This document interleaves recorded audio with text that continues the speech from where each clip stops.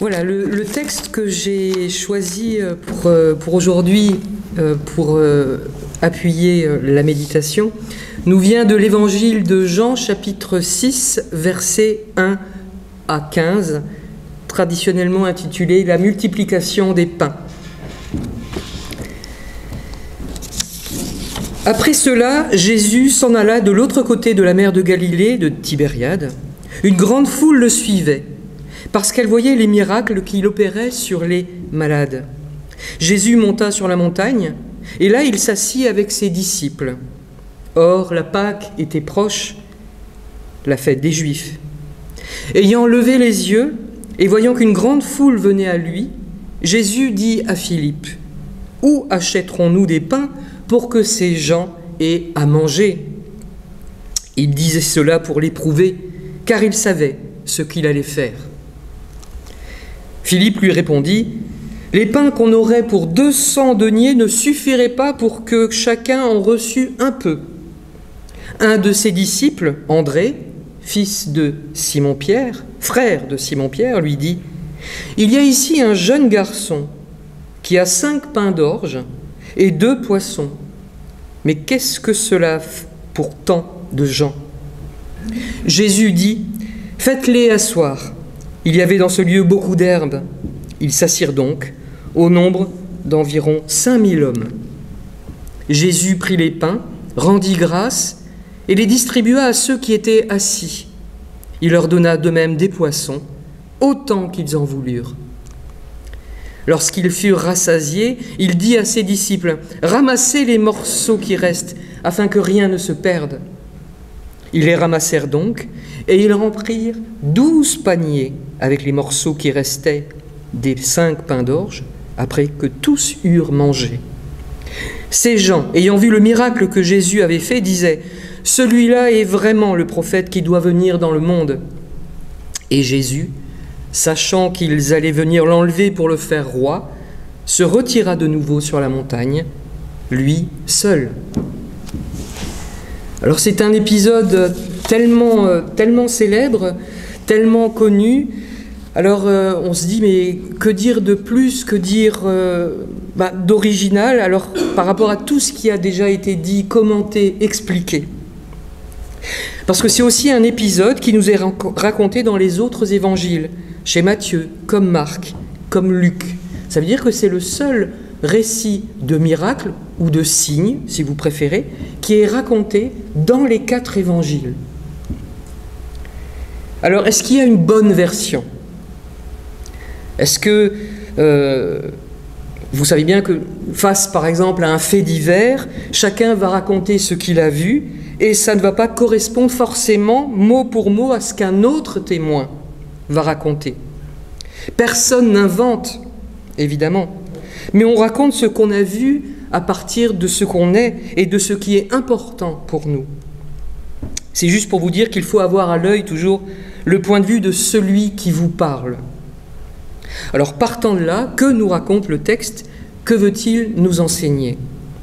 Alors j'aime bien comparer les versions de l'histoire, et là donc c'est un récit de signes ou de miracles racontés par les 4 évangélistes. Donc qu'est-ce que ça nous donne dans les ressemblances et les différences? Alors moi ce qui me frappe, ce sont quelques éléments qui ont du sens. Ils nous renvoient directement à autre chose. Alors bien sûr il y a des chiffres qui diffèrent, 5 ou 7 pains, 7 ou 12 corbeilles ou paniers de reste. Les chiffres, vous savez, ils ont leur symbolique. Quelques poissons ou bien 2 poissons. Et quand on se penche sur le texte grec, on voit encore mieux la différence. Chez Matthieu, Marc, Luc, quand on parle des poissons, quand ils désignent le poisson, ils prennent le mot grec « ictus ». Et vous savez que ictus, c'est devenu un symbole chrétien, c'est la lettre alpha, la première lettre de l'alphabet grec, mise sur le côté.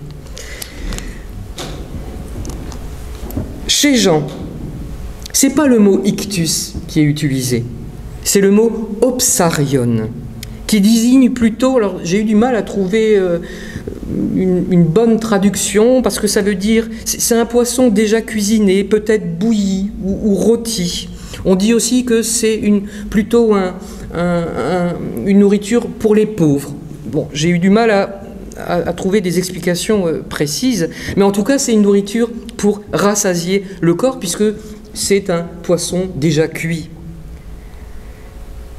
Ça veut dire que Jésus il nourrit les corps.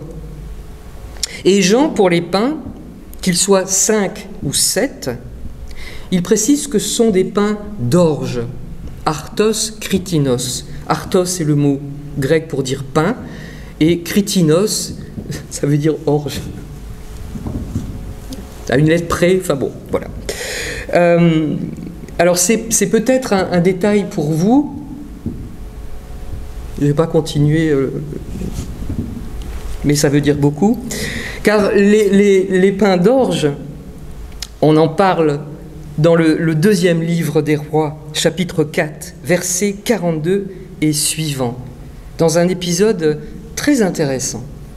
Un homme arriva de Baal-Shalisha. Il apporta du pain des prémices à l'homme de Dieu, 20 pains d'orge et des épis nouveaux dans son sac. Élisée dit « Donne à ces gens et qu'ils mangent. » Son serviteur répondit « Comment pourrais-je en donner à 100 personnes ?» Mais Élisée dit « Donne à ces gens et qu'ils mangent, car ainsi parle l'Éternel, on mangera et on en aura de reste. On en aura de reste. » Déjà avec Élisée. Il y a des pains d'orge, on les distribue, et le serviteur d'Élisée, il se demande, mais comment on va nourrir 100 personnes avec 20 pains d'orge? Et André, il se pose la même question. C'est comme s'il citait directement Élisée. André dit, il y a un jeune garçon qui a 5 pains d'orge et 2 poissons, mais qu'est-ce que cela pour tant de gens? Et donc dans le livre des rois, le serviteur dit à Élisée, mais comment pourrais-je en donner à 100 personnes? Et lui, il a quand même 20 pains d'orge, alors que les 5 pains d'orge, c'est pour 4 à 5 000 hommes chez Jean. Mais Élisée, il sait que 100 personnes vont être nourries et qu'il y aura des restes. Chez les évangélistes, ce sera 5 paniers de reste ou 12 paniers de reste. Il y a toujours des restes quand le Seigneur donne, car il donne à profusion. Et si c'est 12 paniers chez Jean, on peut se dire 12 paniers, un panier par disciple, ou bien un panier par tribu d'Israël. Parce qu'au départ du texte, pour nourrir un peu toute cette foule, il lui fallut 200 deniers selon Philippe. Alors 200 deniers, c'est vraiment une somme énorme. Un denier, c'était un jour de salaire d'un ouvrier. Donc 200 deniers, j'ai eu du mal à calculer parce que moi je suis une littéraire. C'est presque 7 mois de salaire. Et il n'y aura pas de reste, et chacun en aura juste un petit peu. Mais sur cette montagne, sur cette herbe abondante et verte, il y aura abondance de nourriture, au point qu'il y aura de nombreux restes. En parcourant ce texte, j'ai repensé à une anecdote vécue avec mes élèves de l'internat en France. On faisait régulièrement des sorties, et donc la cuisine du collège nous préparait pour chaque élève interne des petits cartons avec pour chacun sandwich, mais des boissons, des fruits, etc. Et évidemment l'incontournable paquet de chips. C'était des grands paquets de chips, donc c'était quand même un paquet pour 2. Les copains se sont rassemblés par duo pour partager le paquet de chips à eux deux. Et puis il y a eu un garçon, Philippe, tu te souviens certainement de lui. Il disait de toi, Monsieur Lamotte, c'est une encyclopédie vivante, parce que tu leur expliquais plein de choses. Eh bien ce garçon, il s'est de suite isolé avec son paquet de chips, qu'il a boulotté tout seul. C'était triste parce qu'il n'a pas partagé. Mais c'était aussi triste parce que ce garçon, je le savais, je le comprenais, j'imaginais. Il manquait beaucoup de tout. Et donc un paquet de chips, un grand paquet de chips pour lui tout seul, c'était un peu Noël. et il ne se sentait pas capable de partager. Il a gardé tout pour lui, mais il est resté assis dans l'herbe tout seul aussi. Ne pas partager, c'est rester seul. Ici, la nourriture, elle arrive en abondance par un enfant qui n'a pas gardé sa nourriture cachée pour lui seul en s'éloignant des autres. Mais ces pains et ces poissons, ils étaient visibles. Vous imaginez, dans cette foule immense, on parle quand même, selon les évangélistes, entre 4000 et 5000 hommes, et bon, certains précisent sans compter les femmes et les enfants, ce qui est toujours très agréable à entendre. Mais le disciple André, il a l'œil affûté. Dans cette foule immense, il a quand même repéré ce jeune garçon qui avait un peu de quoi manger. Et c'est à partir de ce don modeste, qu'une grande chose va se produire. Un enfant. La solution, elle vient d'un enfant, et pas d'un bureaucrate ou d'une personne qui s'y connaît, d'un logisticien de crise, comme toutes ces cellules et ces cellules de crise qui se réunissent. Voilà. Non, un enfant. Parce que la question, c'est encore, avant qu'on sache qu'il y a cet enfant, où achèterons-nous des pains pour que ces gens aient à manger? Jésus, j'ai envie de dire qu'il est taquin. Car comme un enseignant, il pose des questions et les élèves devraient avoir la réponse. Parce que où achèterons-nous des pains pour que ces gens aient à manger?